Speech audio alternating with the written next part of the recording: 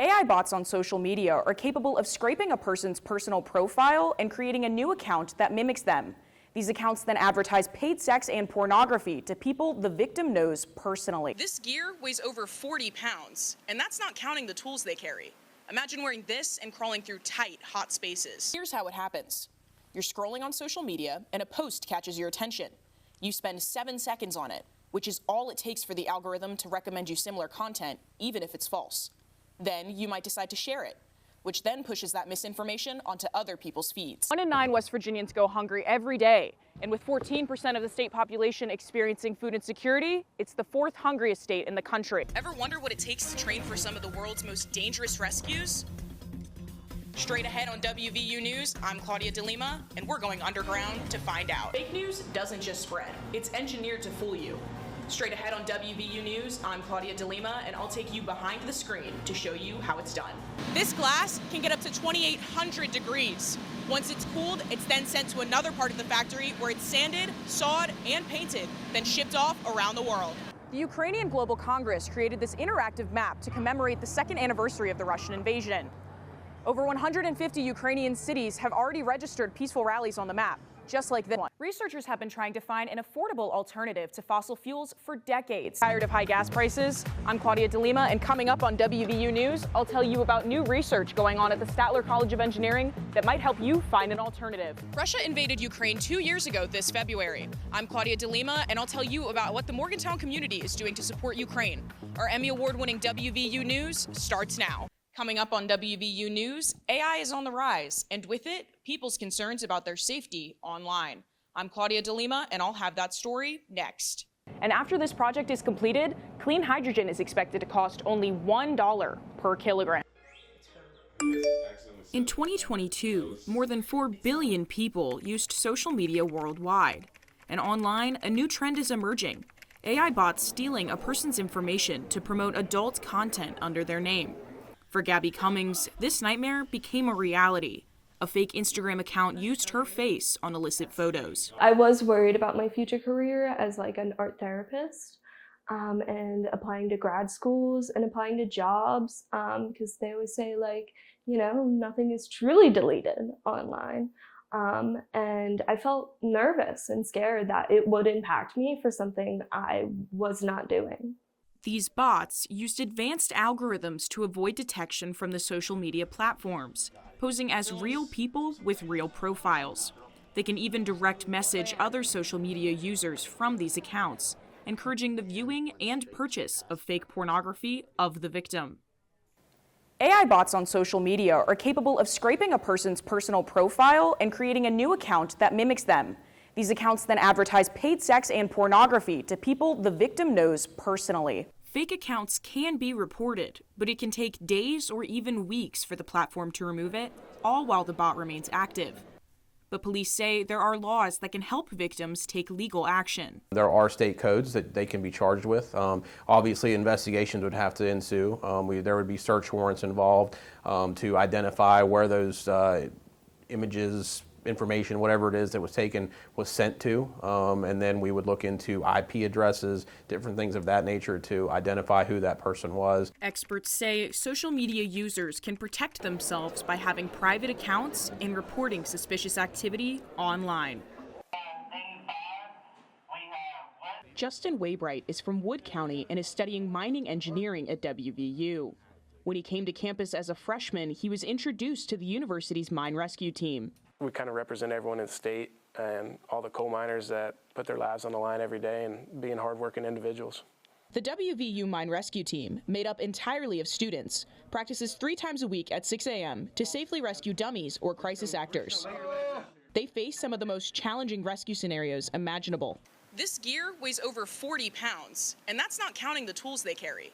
Imagine wearing this and crawling through tight, hot spaces. That's exactly what these students are training for in their facility in Core, West Virginia.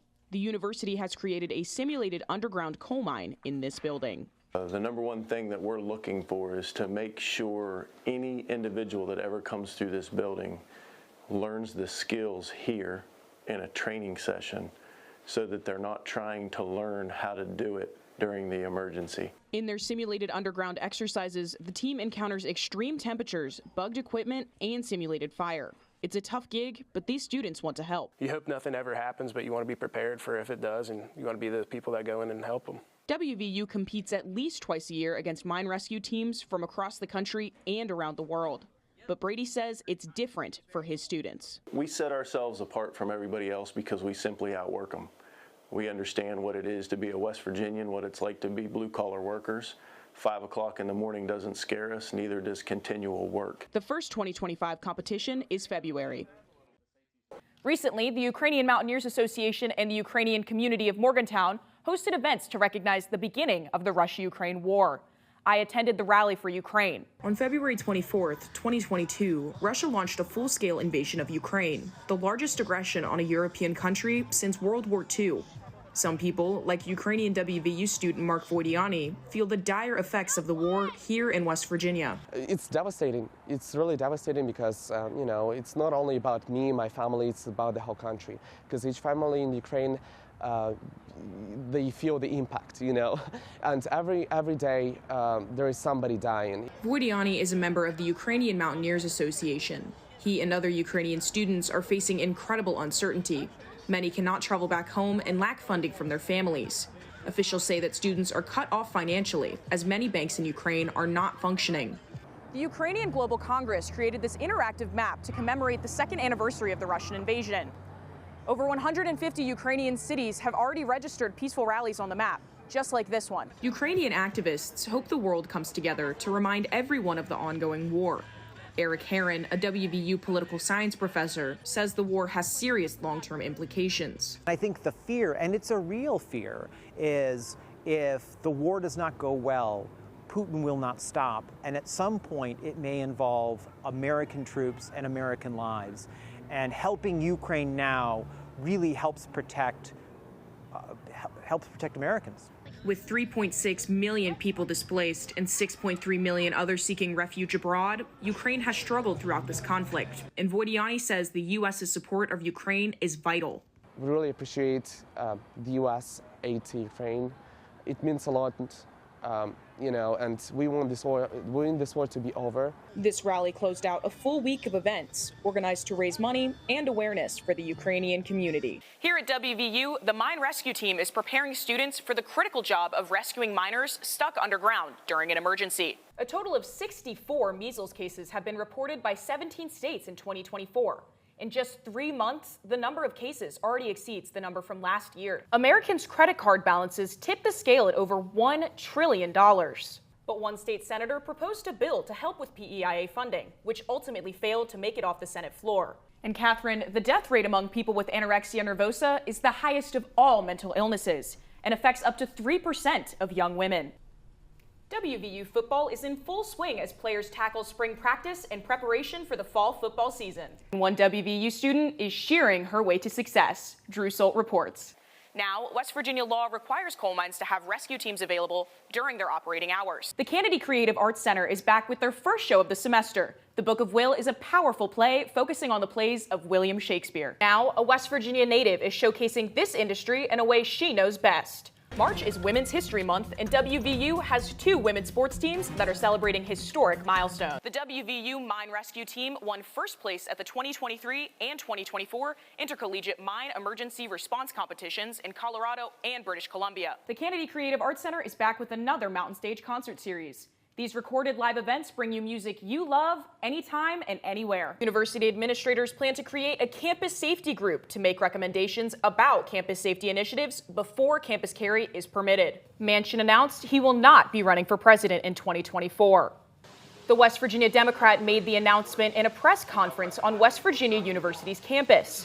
Manchin is retiring as a senator and has been considering a bid for the White House that would have shaken up the 2024 campaign. The team's roots stretch all the way back to the 1910s, a time when the West Virginia Office of Miners Health, Safety, and Training says it was common to see at least one fatal accident occur each day.